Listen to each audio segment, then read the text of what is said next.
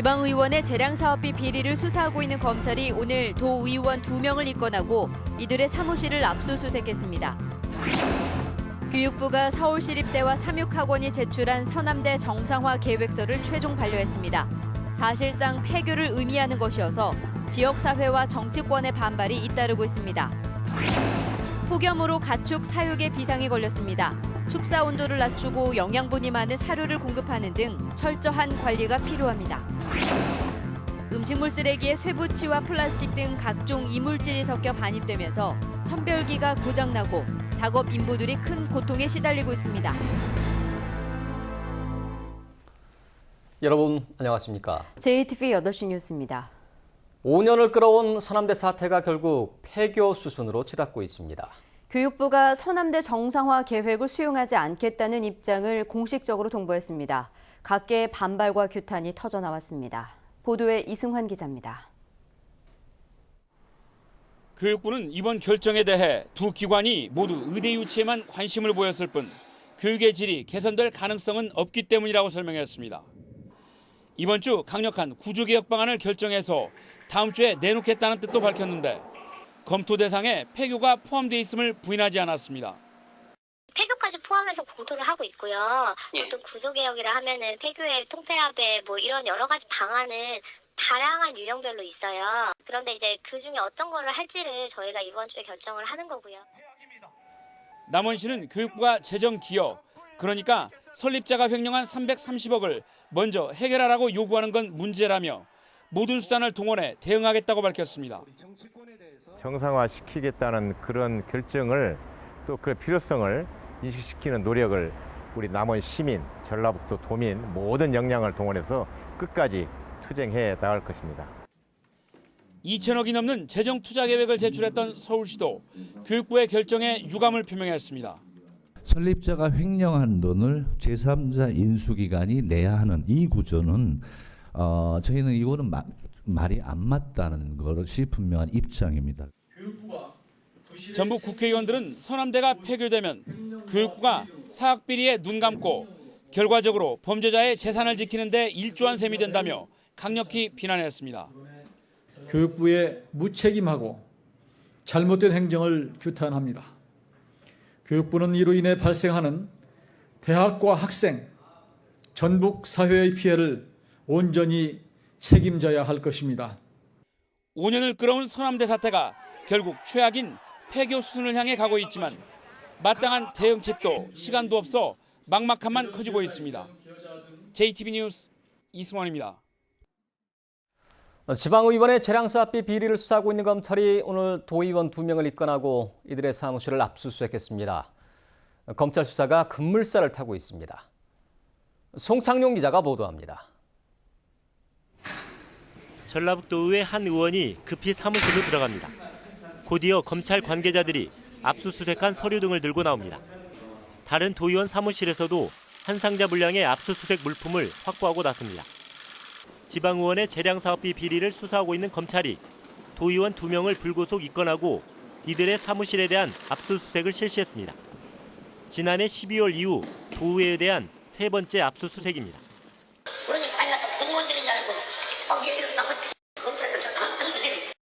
입건과 압수수색은 이들 도의원이 재량사업비로 사업을 진행하면서 업체로부터 리베이트를 받은 정황이 포착돼 이루어진 것으로 전해지고 있습니다.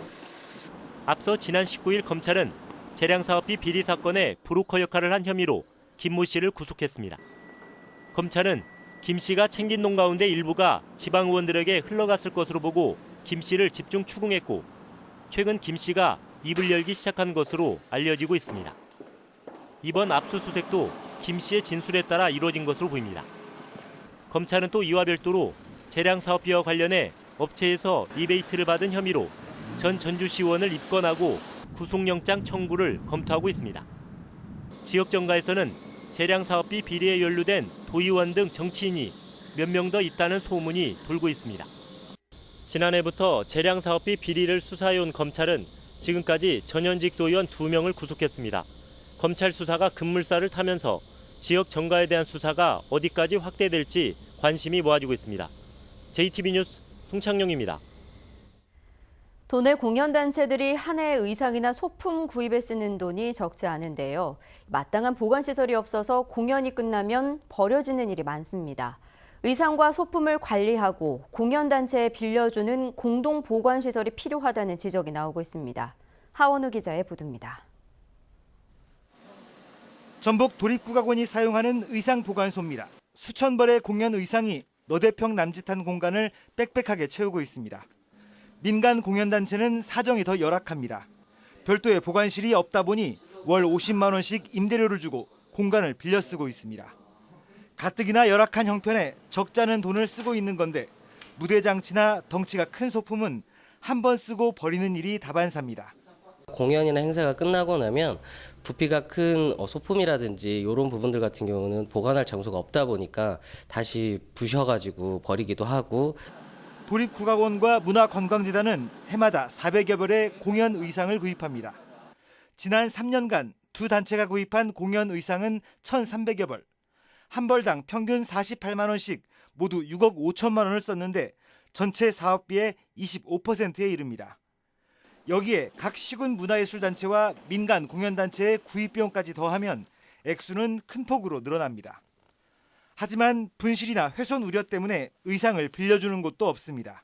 빌려주는 안간이 없어요. 왜냐하면 빌려주면은 벌써 이가 빠져서 언제 돌아올지도 모르고 우리가 받아볼 수도 없고. 이 때문에 공공기관이 의상과 소품을 관리하고 공연단체에 빌려주는 보관센터가 필요하다는 지적이 나오고 있습니다.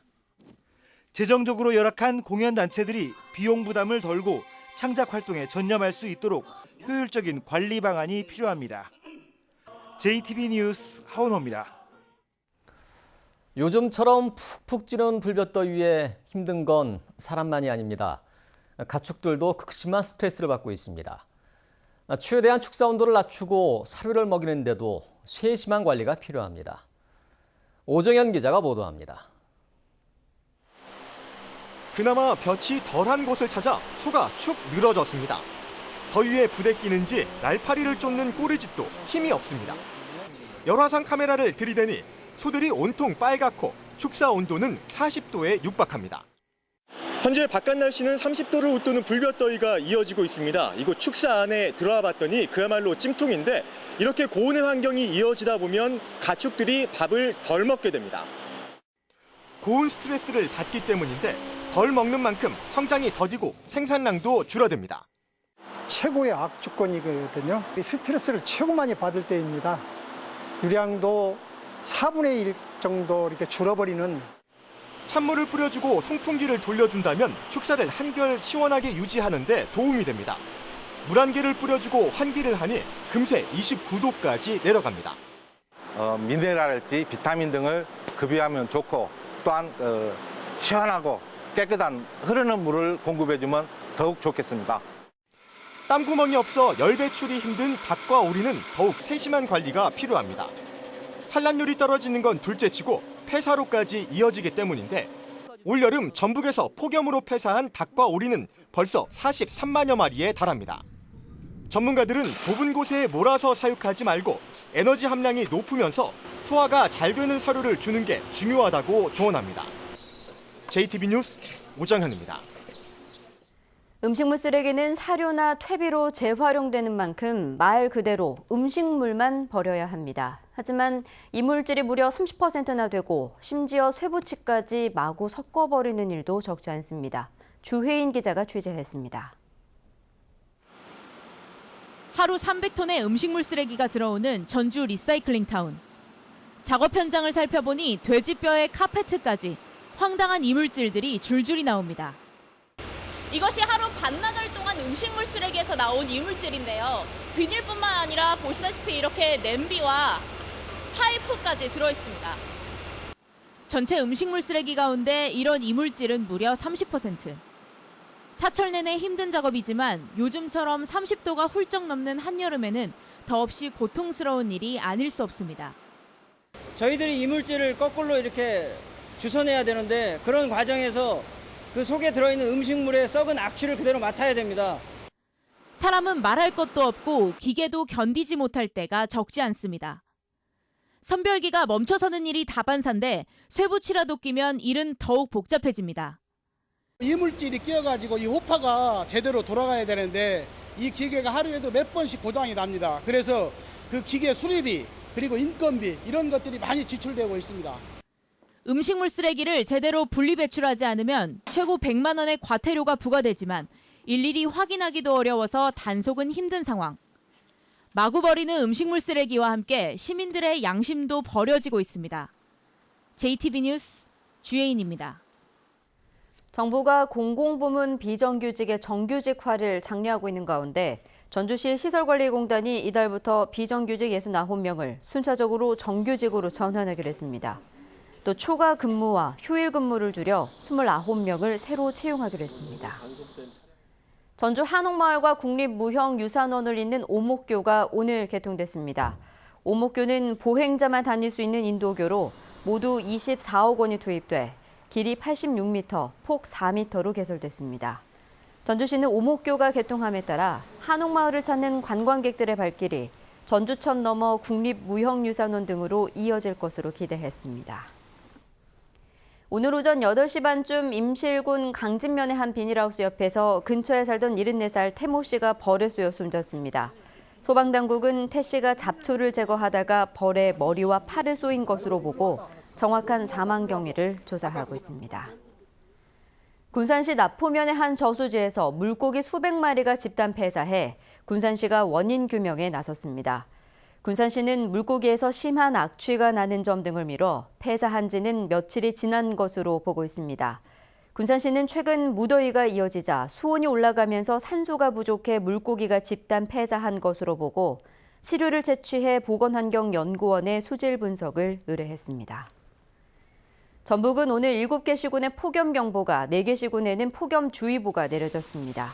오늘 밤에는 남부 내륙 지역을 중심으로 5에서 40mm의 소나기가 내리겠습니다. 내일은 대체로 맑은 가운데 폭염이 이어지겠습니다. 낮 최고 기온은 전주 35도 등 31도에서 35도의 분포를 보이겠습니다. 전주기상지청은 당분간 비 소식 없이 34도 안팎을 웃도는 불볕더위가 이어지다가 다음 주 초에 비가 내릴 것으로 내다봤습니다.